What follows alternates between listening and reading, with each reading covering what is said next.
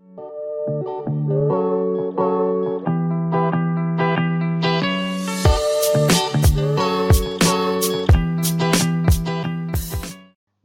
back, grade 10. How are you?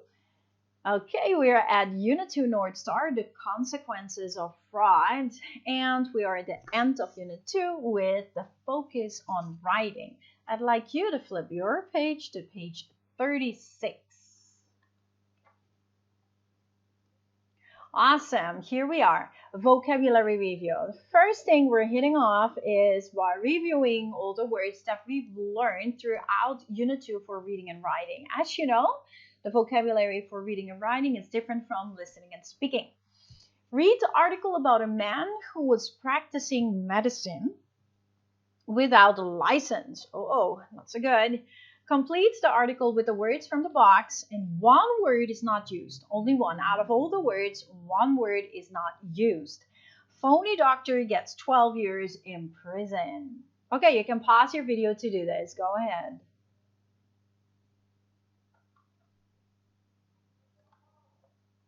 Awesome. That activity just now about the vocabulary review taught you how to use the words in context of a text. Not only just knowing what the word means, but knowing how it works within not just a sentence, but a whole paragraph or a whole text. Great. That brings us to expanding. Now we're going to expand a little bit. We're going to still use the same words that we used in context just now. And now we're going to look at the part of speech, which we also refer to as POS. Is it a noun, a verb, adjective, adverb? How can these words change? Being a noun, for example, the word deception is a noun, but changing it to become a verb, it would be deceive. So what we basically can do is we can change the words according to its part of speech. So those are different categories. You can use a dictionary, go online if necessary, put an X, that means indicates that you do not need to write a form. In that category means certain words just don't have a verb form or an adjective or an adverb form.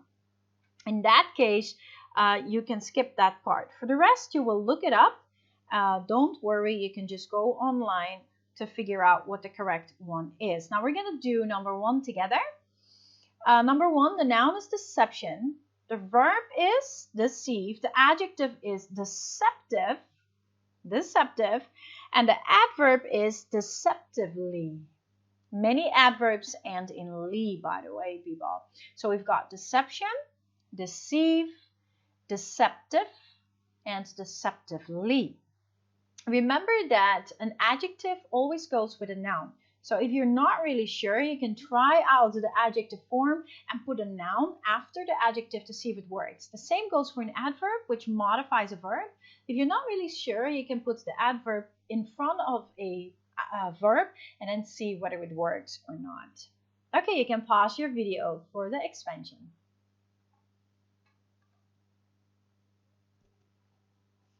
Great, that brings us to activity 2, where we rewrite the sentences by replacing the underlined words with the form in the parentheses.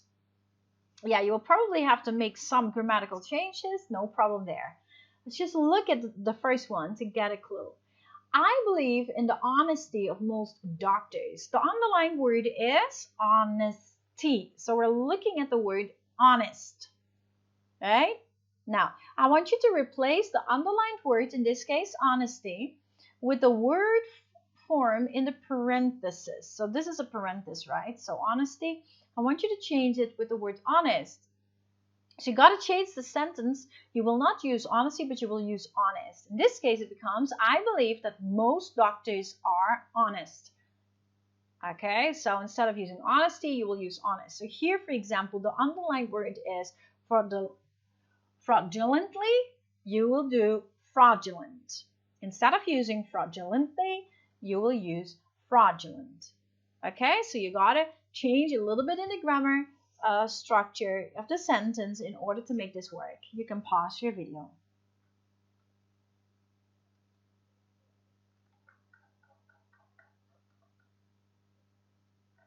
Awesome. That brings us to the part of creating, from reviewing to expanding to creating. Imagine that you spent a lot of money on a fraudulent product or service. You write a letter to other customers warning them about your bad experience and use 5 new words. Now, you are not going to write the letter, but I do want to give you a quick review on what a letter format looks like. I believe that all of you know how to write a letter. I do not doubt that. Basically, a letter has the same format as an essay. It has an introduction, a body, and a conclusion.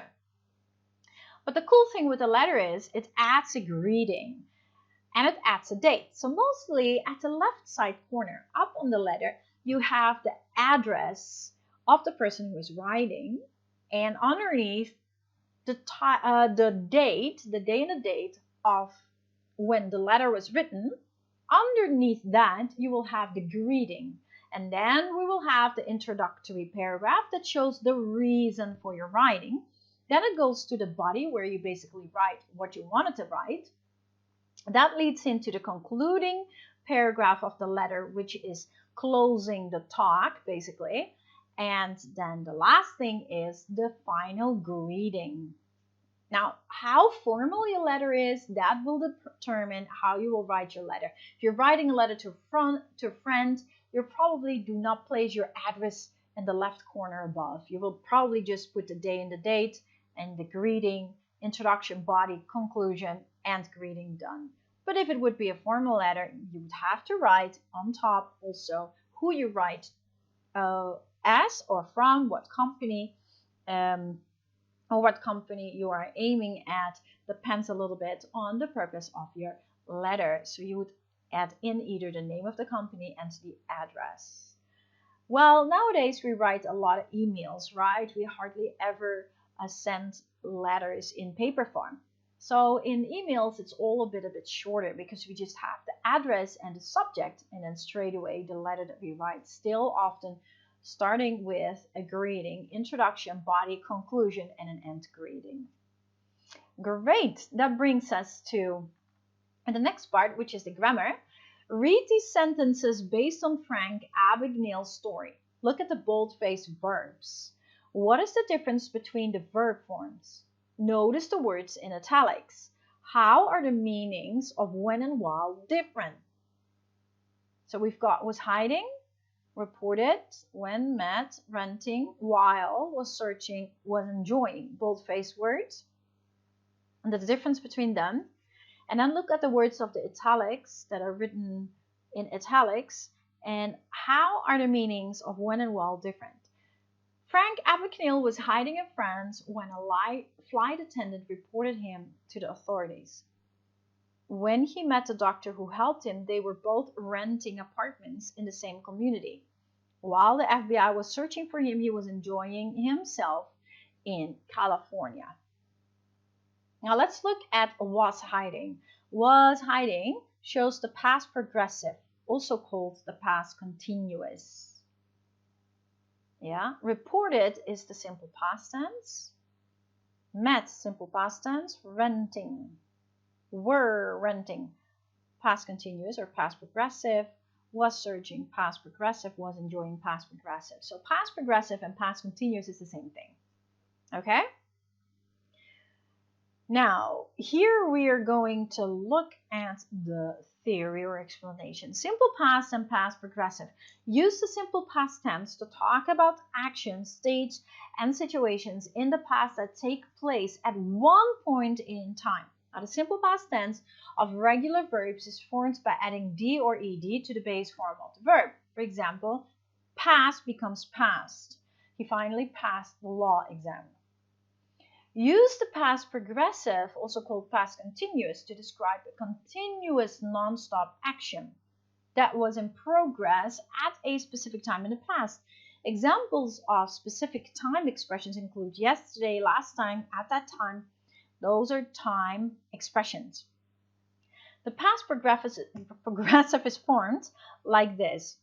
So the form of be in the past, so that can be either was or were, plus the verb plus ing, such as at that time he was working at the law firm.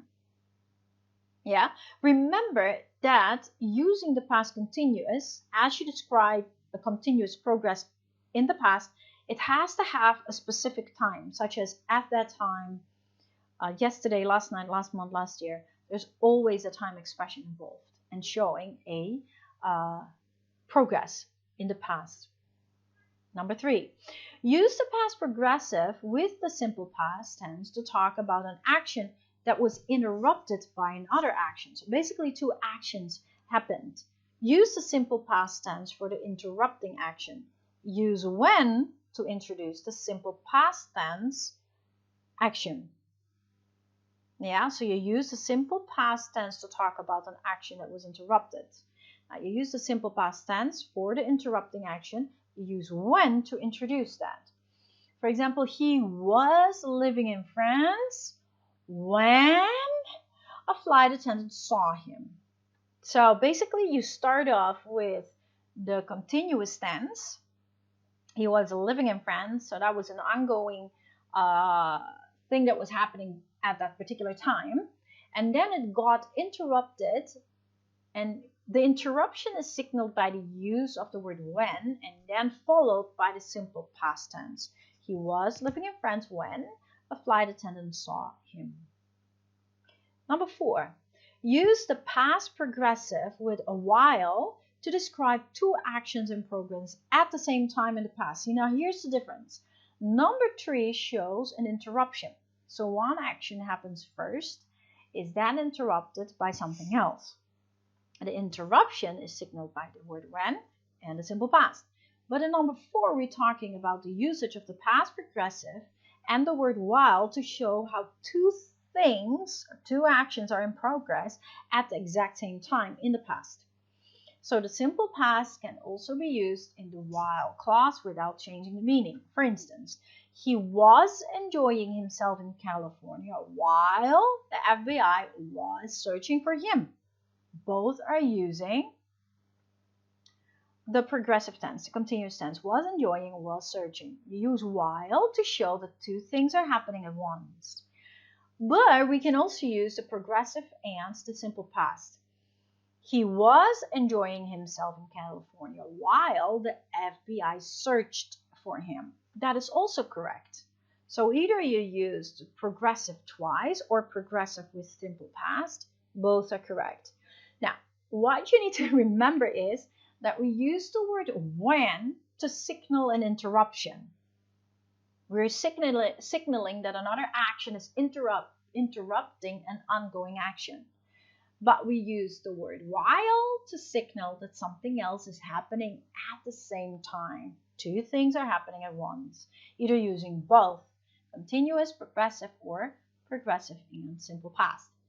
Number 5, if you put the when or while clause first, you must put a comma at the end of the clause. So if you would start off the sentence with when or start off the sentence with while, please remember that after the clause you have to use a comma, because it then is a sentence that starts with when or while becomes a dependent clause, meaning that if a sentence starts with a dependent clause, you have to use a comma after it.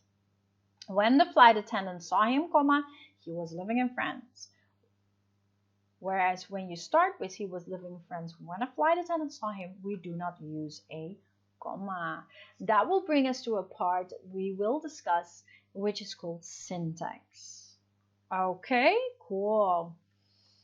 Okay, now you're going to try this out. You're going to complete the sentences with the correct form of the words in the parentheses. You use the simple past or the past progressive and add a comma when necessary. Remember, when you start the sentence with when or while, you have to have a comma in the middle.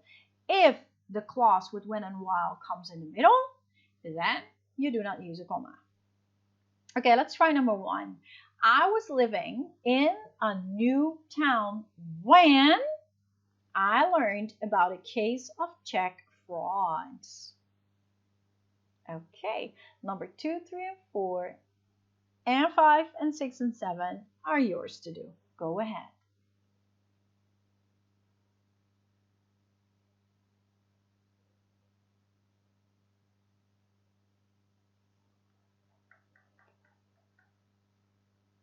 Awesome, that brings us to number 3.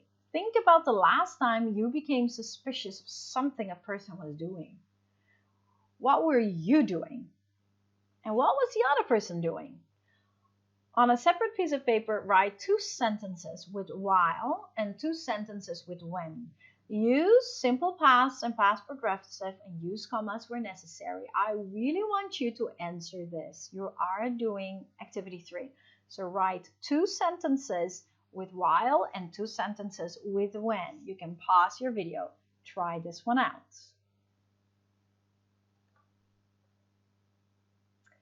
Great, that leads us to the last part of Unit 2, which is a final writing task. Everything else that you've been doing just now, we will all check and talk about and review in our next Zoom meeting. In this unit, you are going to write a paragraph describing an experience. Yeah, you're going to describe an experience. So you're going to describe an experience with fraud, yours or maybe that of someone else you know. I'm going to give you a little bit of a broader perspective here. You're going to describe an experience that you had or someone else had, which has something to do with fraud. Which one you're going to use, that is up to you. And you have to use the vocabulary and grammar from this unit, Unit 2. Okay, this is your writing project, which you will write and prepare in your journal book. Okay, starting off with your brainstorming. Your pre-writing is the first part of your writing. And in that case, in your pre-writing, you will do your brainstorm. Your brainstorm is the part where you will gather ideas. You will come up with all sorts of ideas, writing it down in a graphic organizer. That can be a mind map, 2 columns, a table, can be a flow chart, can be a Venn diagram, whatever you want to use. After you have gotten your ideas, you have to do research. You have to go online to find information and sources that support the ideas that you came up with. Those sources you will have to mention in your bibliography that is in your journal book. You cannot just use sources and not mention where you got it from. Every source that you get, you will have to write it down in a bibliography. Now, sometimes when we do research, it's not only to get information that we will use actually in our writing. That's one reason why we do research. Another reason for doing research is to get background information on the topic. Maybe you don't know enough about fraud cases. Maybe you want to research and come up with sources that you read that explains about fraud, just for you to better understand what to write about. Let's say you have 2 sources that give you information on fraud and 2 other sources that you will use in your paragraph. That's how it works. Awesome. Now prepare to write. Think about an experience that you or your friend had with fraud. Now, your brainstorming in this unit is centered around 4 questions. This is also a form of brainstorming. So you could put this into your journal and use this as your brainstorm and put it into a table format. What happened? What made it a fraud? What were the consequences? And how did you or the other person feel after this experience and why? Use these questions as your brainstorm guideline to come up with ideas, and you can write it and place it into your journal in a format of a table. Then, after you have answered those questions, you're going to go online to search for sources. Some of your sources are just to get background information and better understand cases of fraud, and the other sources that you will use, at least 2 sources, yes, in total. You have to use 2 sources in total. You will use maybe 1 to get background information and maybe 1 of information, or both, or maybe 3. How many you want is up to you to use in your writing. After you've done that, you're gonna fill out your outline in your journal book, which clearly states the first part is the title of your paragraph, and then you have the first is TS, your topic sentence that you will write, which is basically the controlling idea or your top main idea of the paragraph, which holds the topic and the purpose of your writing. The purpose basically states what you will describe and write about regarding your topic. Then you will have your main points. In your journal, there are 2 main points, but you can add. You can make 3, 4, 5, up to you. And remember that each main point has details. I put in 2 dots for each main point, meaning that the first dot is definitely an explanation, a reason, a fact, and another dot could be evidence that you have taken from your research and or an example. Okay, so every topic sentence is developed by the usage of main points, and every main point is developed by the usage of details, facts, reasons, and examples. And you will end your paragraph with a CS, which is your concluding sentence to end and round up your paragraph, which can be a statement, a sentence, or an opinion, or a wrap-up. Okay, then after you've done your outline, you write your first draft of your paragraph. After you've done that, you can ask someone to check it. You check it on spelling, punctuation, grammar, ideas, and then you can produce your final paragraph and submit it. Okay, write a story. When you describe an experience, you are telling a story about something that happens to you or someone else. Basically, descriptive writing is done in different ways. You can describe a person, an object. So descriptive writing is about people, places, things, objects, and experiences. When we are describing a person or an object, people, or a place, we're using spatial order. Okay, we're using spatial order. How we're describing will be determined through where we're coming from. Spatial order shows space. So spatial order can be from top to bottom, from bottom to top, can be front to back, back to front, can be clockwise or counterclockwise. That is spatial order. Okay, where am I going to start to describe? Because you will describe something all over the place. Now, what is your starting point and what system are you going to use to describe it? In what order? But if we're describing experiences or events, we cannot use spatial order because that is not an object. What we do with describing an experience or an event, we use chronological order. It's the same type of order we use in writing a story. Meaning is that we do everything in chronological steps of order, also called sequence. First, second, then after that, following, finally, in the end, or to sum up, right? So we have a clear sequence. Now you are going to write descriptive, but you're not going to write a person, place, or an object. You're going to describe an experience. So you will have to use chronological order, a clear sequence of events. Okay? You're going to write it in a story form because it's an experience, clearly starting from the beginning in the following step, and the end. Awesome. Now you're going to read this paragraph and answer the questions number 1 and 2. What is the topic sentence of this paragraph and how does the writer support the topic sentence? You can pause your video to do this.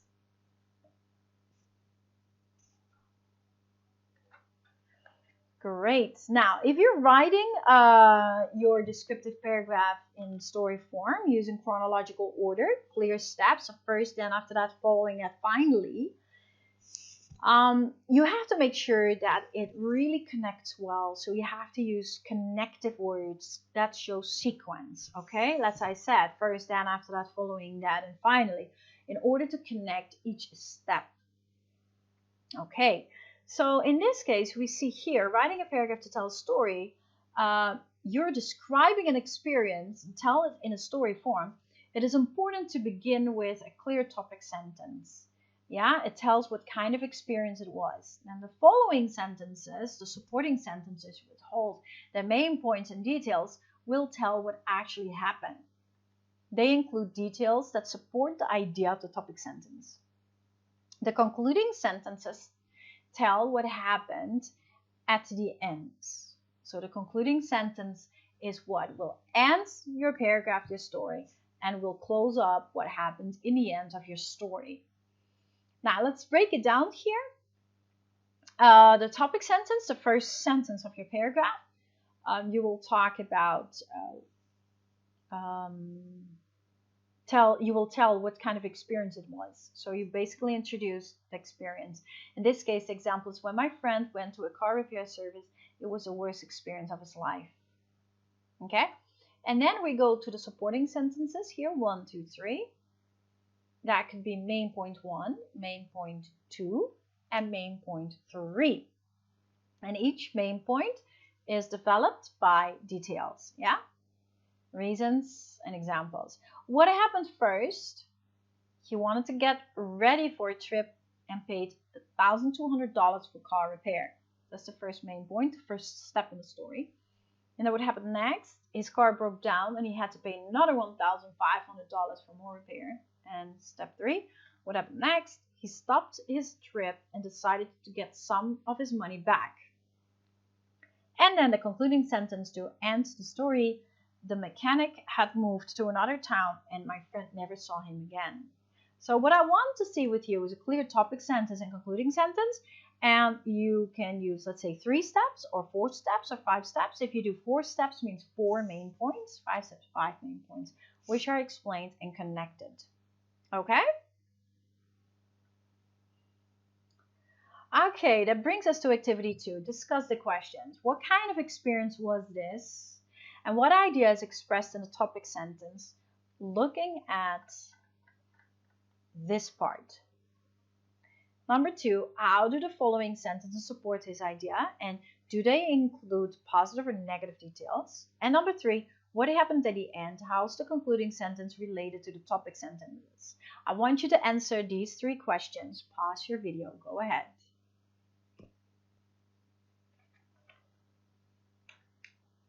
Great, that brings us to activity 3. Look at your answers from Prepare to Write on page 40. Yeah, we did that. We tried to prepare ourselves. In one sentence, explain what kind of experience you had, and that will be the topic sentence of your paragraph. So basically what I want you to do here, I want you to write your topic sentence for your paragraph that you will write in your journal book as your writing project. Go ahead.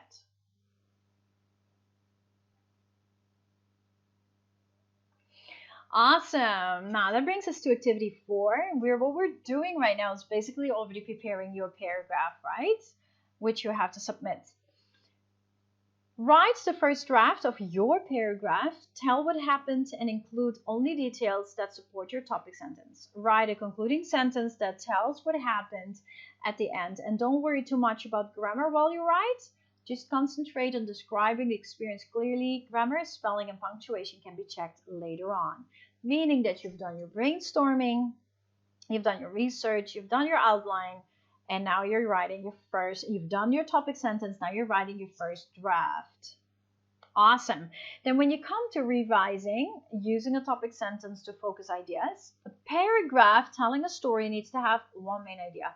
So the main idea is expressed in the topic sentence that you were supposed to write here. Yeah, a good topic sentence is clear. It helps the reader to focus on the main idea. So it always has a topic and a purpose. And here,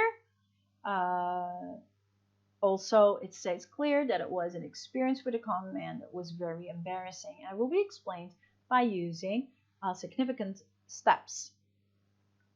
Okay, we're going to look a little bit at topic sentences. I want you to read the paragraphs and underline the topic sentences of both paragraphs. Go ahead.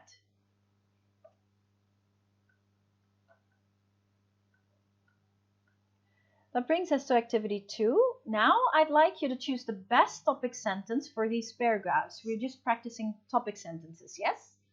Which one is the best topic sentence for these paragraphs? Paragraph 1, 2, and 3. Circle the letter of your choice. Okay, try this one out.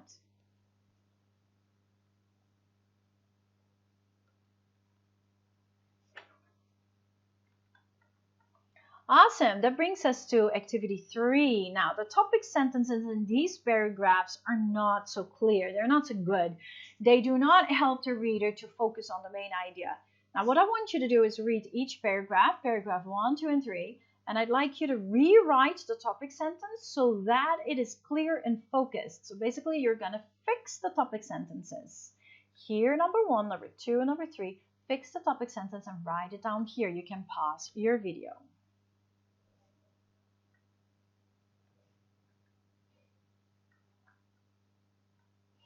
Awesome. Great job. That brings us to number 4. I'd like you to go back to your first draft of your paragraph, and I want you to look at your topic sentence. Is the topic sentence that you wrote for your paragraph clear and focused, yes or no? Does it have a clear topic and a clear purpose? The purpose is what will be described about the topic. And does the rest of the information in your paragraph support the topic sentence? Did you use good main points?